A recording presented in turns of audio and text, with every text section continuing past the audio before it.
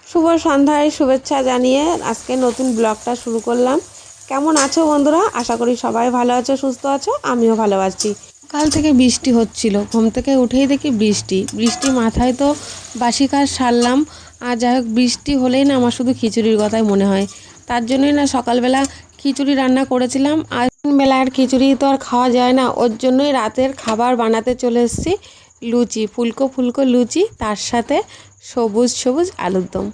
আর এই লুচিগুলো না সবগুলোই ফুলেছে, খুব সুন্দর ফুলেছে। আটা দিয়েই আজকে লুচিটা বানালাম। আর আজকে লুচির সাথে থাকবে কাঁচা লঙ্কার আলুর দম, সবুজ আলুর দম।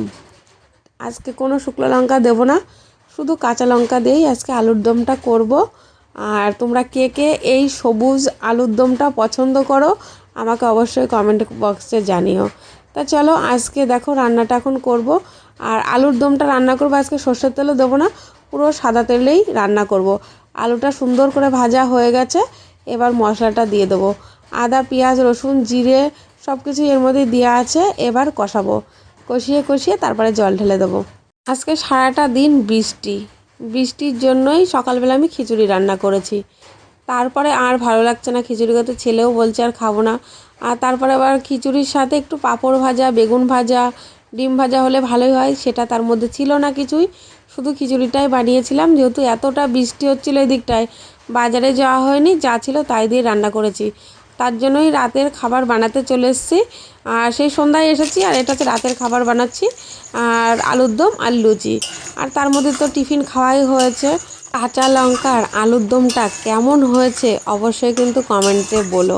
এখন রান্নাটা হয়ে গিয়েছে, ছেলে ঘুমাচ্ছে, ওই ঘরে নিয়ে যাব, তারপরে ডাক দেবো। ও পড়ে টোরে বাড়িতে এসেই না ঘুমিয়ে গেছে।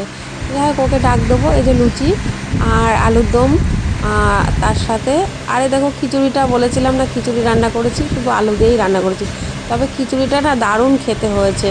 আমি একটু আলুর দম দিয়েও খিচুড়ি খাবো। ও তো ছেলেকে ডাক দেবো, এখন ছেলে ঘুমাচ্ছে। তাই একটু লুচির মধ্যে একটু আলুটা নিয়ে নিই, তারপরে ওকে ডাক দেবো, যেহেতু এটা গরম। চলো তাহলে বন্ধুরা, আজকের ভিডিওটা এইখানেই শেষ করলাম। কেমন লাগলো? ভালো লাগলে অবশ্যই লাইক, কমেন্ট, শেয়ার করো। ভালো থেকো, সুস্থ থেকো, টাটা।